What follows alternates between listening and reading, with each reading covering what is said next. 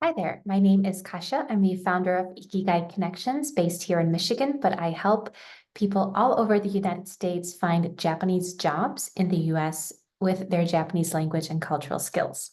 So today I'll be speaking about Japanese jobs in the US in general, but I would like for you to insert the language that you are studying and the country that you would like to work in as I give you some tips in career and you're starting your new career.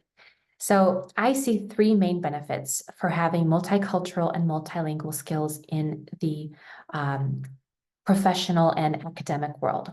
First of all, your language skills make you give you this extra niche skill or niche skill, however you use it. So if you are, you stand out from all the many candidates because you have a component on the job description that may be a preference and isn't a must for the role, but you stand out because you can shine with that language. The second benefit is cultural. You have a broader view of the industry. You can help companies and organizations expand to other countries. You can also be more inclusive because you know what it's like to be part of a different culture or even live there if you've had that opportunity. So, for example, if you are working with Japanese colleagues and you know how it is to introduce yourself, how to conduct yourself in meetings, and even how to make business decisions, even if you don't know the language, you are able to stand out with those skills.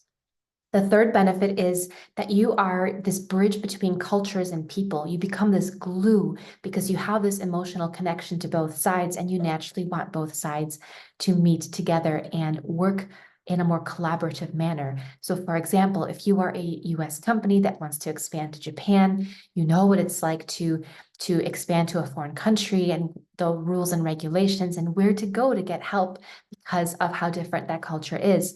Or, for example, if you are working in the US and you have Japanese employees coming from Japan to the US, you can relate to them because you know what it's like to have studied or lived abroad. And also, you could share stories between the two sides. There's more of a cohesion and team situation happening in the company.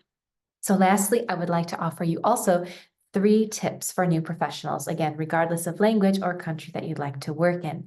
The first one is, as I mentioned previously, please don't underestimate the benefits of having the cultural skills, especially if you're starting out on your language journey. I want you to be confident that the cultural skills in business are just as important, but they may not be perceived as so. You'll have to promote yourself in that aspect. The second is I want you to be your best advocate when you are talking about your level of fluency, because it's such a term that people are it's a very misguided term, especially when you're talking about verbal and written and professional terminology. It all gets a little blurred. So I leave it up to you to promote your case and say whether you are starting out in the career with your language or you are more professional and you have more of a higher advanced language level, I want you to be confident and apply for roles depending on how you see your language level applying to the role. And lastly, I want you to be patient with yourself because learning a language and another culture, it takes time, but it just gets better over time. Just like the more you study something, the more confident you get, and you will feel better in that as well. So have confidence along the journey and good luck.